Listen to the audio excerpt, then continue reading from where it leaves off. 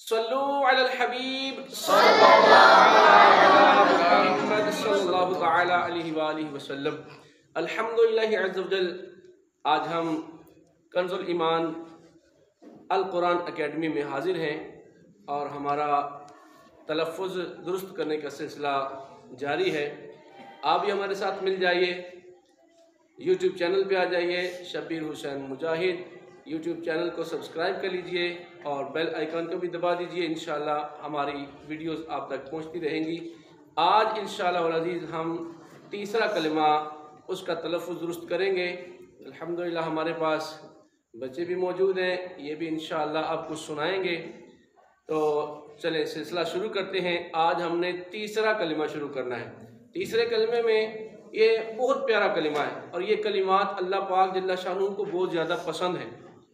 اس میں کلمات کیا ہیں؟ سبحان اللہ والحمد للہ ولا الہ الا اللہ واللہ اکبر ولا حول ولا قوت الا باللہ العلی العظیم۔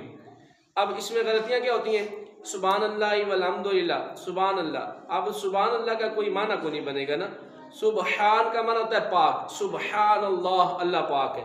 والحمد للہ، تمام حمد، تمام تعریفیں اللہ کے لیے۔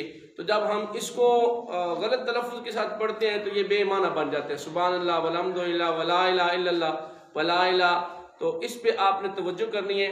آپ ہمارے ساتھ شامل ہو جائیے، جھجکیے نہیں، آپ ہمارے ساتھ پڑھیے گا، انشاءاللہ آپ کو فائدہ ملے گا انشاءاللہ۔ تو اب ہم سلسلہ شروع کرتے ہیں مشق کا۔ تو آئیے بچوں کے ساتھ انشاءاللہ مشق کرتے ہیں، آپ بھی مشق میں شامل ہو جائیے۔ سبحان اللہ والحمد للہ ولا الہ الا اللہ واللہ اکبر ولا حول ولا قوت الا باللہ العلی العظیم۔ الا باللہ العلی العظیم۔ اس کے آخری کلمے پہ بڑی توجہ چاہیے۔ آخری کلمہ جو پڑھتے ہیں نا، اس میں بڑی غلطی کرتے ہیں۔ اکثر اس کو یوں پڑھ دیتے ہیں الا باللہ العلی العظیم، الا باللہ العلی العظیم، اور وا کو زا پڑھنے سے اس کا معنی جو ہے وہ بالکل تبدیل ہو جاتا ہے، بہت خطرناک معنی بن جاتا ہے، بسا اوقات تو کفر تک بھی چلا جاتا ہے۔ لہذا اس پہ توجہ رکھنی ہے۔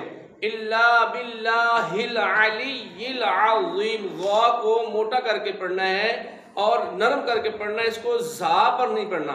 جیسے عظیم اس طرح پڑھیں گے تو اس کا معنی بالکل بدل جائے گا، جو کہ خطرناک معنی بن جائے گا۔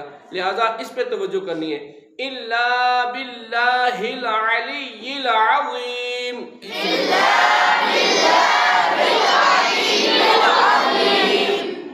اب انشاءاللہ عز و جل ہم بچوں سے بھی سنیں گے۔